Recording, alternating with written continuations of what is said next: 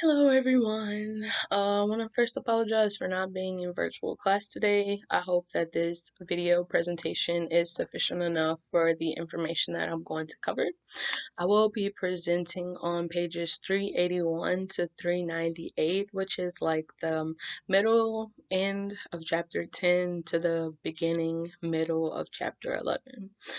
Where I start off, Foucault begins, or it picks up with Foucault's The Subject and the Power, and it begins here with me. He talks about pastoral power and what it is and how it can be manifested. Um, so, pastoral power is a power that can be exerted over things and gives them the ability to modify, use, consume, or destroy them, and brings into play relations between individuals. It was, it was once only exerted by the church, but as society and time advanced, it expanded into other state or social institutions. Pastoral power ignores humanity and focuses on integrating individuals. In order for pastoral power to be effective, those who enable it must sacrifice their individuality and give in to the power. Doing so ensures people's well beings and focuses on the development of knowledge. He then goes in explaining how power is exerted.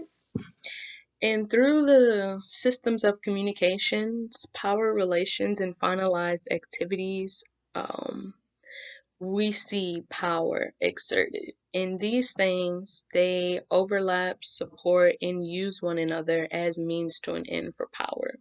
They can also act as blocks, which are regulated in concerted systems.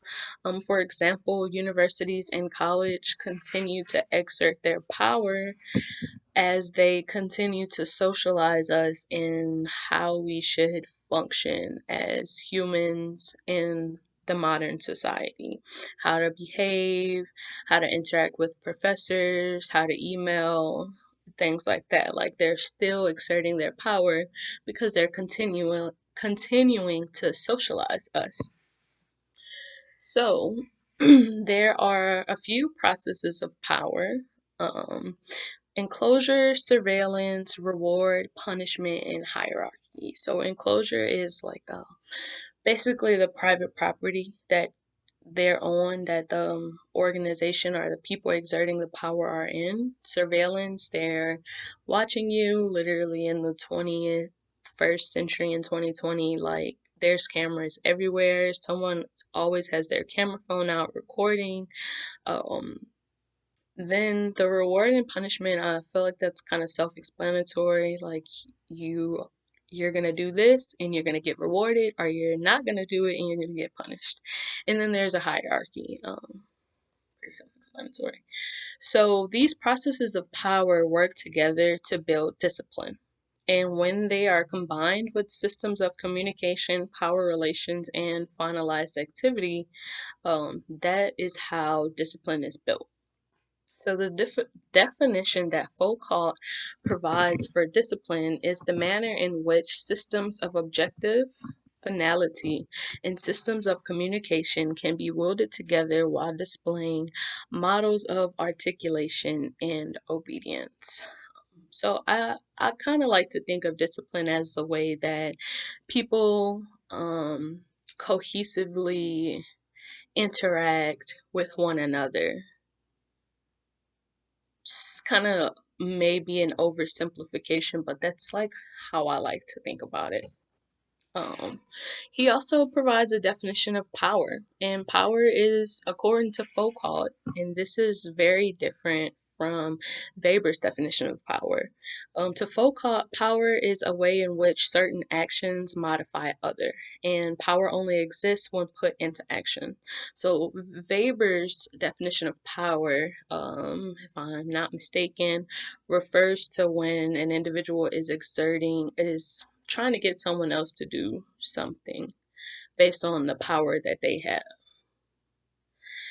And so to Foucault, it seems like power can be manifested not only through individuals, but also through entities in public or state, social institutions, however you wish to describe them. And to me, it seems like Faber's definition of power kind of solely applies to the individual. Um, so there are 5 things that need to be established before you can analyze power according to Foucault. So there needs to be a system of differentiations. This is what gives status and privilege. So I'm this race, you're that race. I make this much money, I make this much money, you make that much money. So we're different. And that kind of like is the fundamental basis to how power kind of like manifests. So the second thing to analyze power that you need um, are the types of objectives. And this is basically the maintenance of the privilege and the status and the accumulation of profits. So it's the system that kind of like keeps the privilege and the status going. The third thing is the means of bringing power relationships into beings. This basically means like you need to have the money or the resources to push for what you want. So it can be violence, economic inequalities, surveillance, different things like that. And then you also need, which is number 4, forms of institutionalization. Um, I kind of like to describe this one as like the state institutions that kind of like push, that exert or use their power. I know I give a definition on the handout. You guys can check that out if you want. It's also on page 384, 385 of the book. And then degrees of rationalization is the final thing that needs to be established in order to analyze power. And it's the greater or lesser technological refinements employed in the exercise of power. So, and that is going to be the end of chapter 10. I'm now going to move on to chapter 11, or the beginning half of chapter 11, and it begins with Pierre Felix Bourdieu. Funny story, side note, very quick. I actually, for Dr. Bolton's class in undergrad, the paper that he assigned to me to do a critical analysis on was based on Bourdieu's theories. And it wasn't until like I reread the article and kind of familiarized myself a little bit with what he was saying that I was like, I think I understand why Dr. Bolton gave me this article. But anyways, Bourdieu, hope I'm saying that right. I can't speak French. I can barely speak English, but he was born in 1930. The authors of the textbook describe him as the most important sociologist of the 20th century. He was born in southern France, and growing up, he was stigmatized for his dialect of French. I guess it wasn't the most popular version of French, for lack of better words. And this later kind of like inspired him, pushed him into learning and studying about how social and cultural upbringing played a huge role in people's like life chances. It played a huge role in their status, their privilege, their power, and their money. So like that's the backstory to what motivated him or led him down that path. I kind of find it a little interesting reading about sociologists' background and then finding out what motivated them to study what they did. But anyways, he studied philosophy and then sociology. In 1955, he was drafted into the French army. He was deployed to Algeria. I think that's how that's pronounced. And there he fought against the Muslims who wanted to be independent from France. After the army, he completed an ethnography and it was entitled The Sociology of Algeria, and that was in 1958. So after he finished his research, I'm assuming, moved back to France because that's where like he held a lot of prestigious teaching positions. It was noted in the textbook, I think, that France became like an intellectual center around this time. Um, Also during his career, he launched interdisciplinary journal, which sought to transform the accepted canons of sociological productions and improve the scientific rigor of sociology. Before his death in 2002, he won, I think, about like 3 or 5 awards.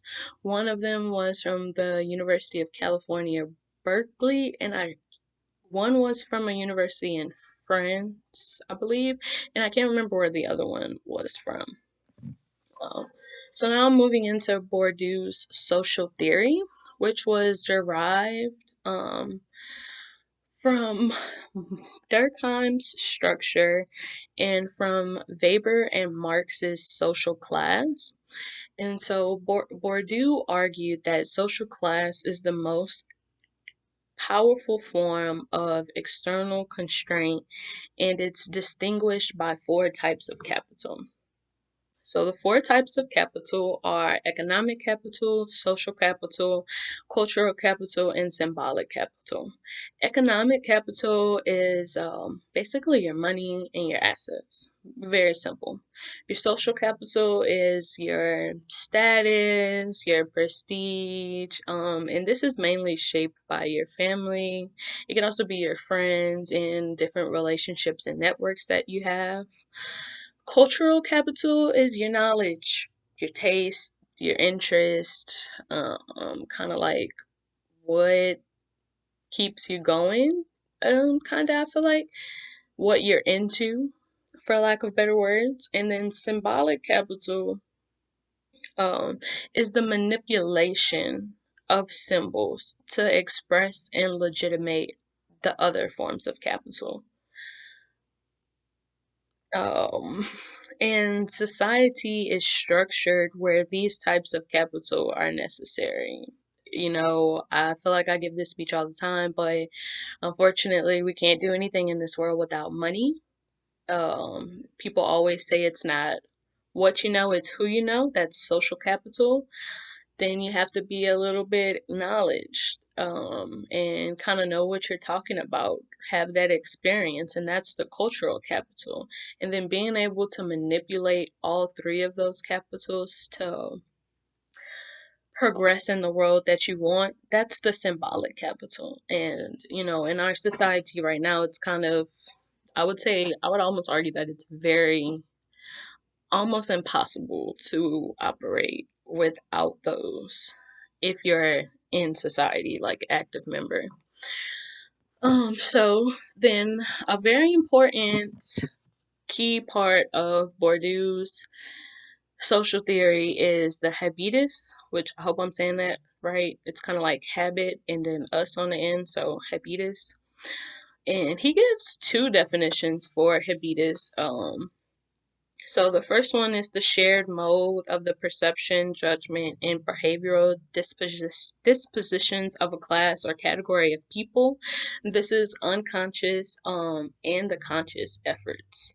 It is His ideas for habitus are derived from Marx's false consciousness and Durkheim's collective consciousness. And habitus reproduces social class. So I kind of like to think of habitus as the socialization that you experience based on how you grow up, like what your family unit is, what kind of school you went to, what you did after school, and stuff like that. It kind of shapes who we are and how we think as a person. I kind of think that's like what Bourdieu is going for. Um, so then he also, oh, I'm sorry. So that's kind of like the summary of his social theory. I'm gonna move into sociology in question, and then I'm gonna wrap up with the logic of practice, which are both written by Bourdieu. So in Sociology in Question, Bourdieu kind of gives a little bit more of an explanation of habitus, apparatus, and field. So this is the second definition of habitus that I was referring to earlier. And habitus is a product of conditioning which tends to reproduce the objective logic of those conditionings while transforming it. So again, it reproduces the social conditions of our own production. An apparatus is a social institution, school, church, family, politics, and you know those things. A field is a place where agents and institutions are engaged in a struggle with unequal strengths, with rules constituting plays. The field is, I didn't put this on a handout and I wish I did because it's kind of important. The field is dominated by those who have the means to dominate it. And this is kind of important, I felt. A field has the potential to become an apparatus, which is a social institution. A field becomes an apparatus when those who are dominating the field cancel the power of those who are being dominated. And that's kind of, in short, Bourdieu's Sociology in Question. Just to make sure I'm not leaving anything out.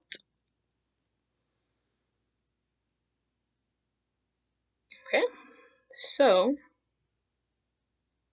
again, in short, habitus is a socialization that we experience through the apparatus in our apparati. I don't know what's the like plural of that word, but apparatus is a social institution. A field can become a social institution when it's dominated by the dominating agents. So I'm going to finish my presentation with the logic of practice. The structure is what Bourdieu, I guess, called it. And basically, the logic of practice explains social action and social actors without reducing them to either fully autonomous, conscious decision makers or robots who follow rules, roles, and norms. So there's no separation between the individual and society. The social is in the body, and the body is in the social. What he's basically saying here is that we are the products of our socialization, but we also have the power to change or kind of like control how we're socialized. But we're so ingrained in what, like, this is the way that it is, that we are kind of like stuck in this way that we can't change the world.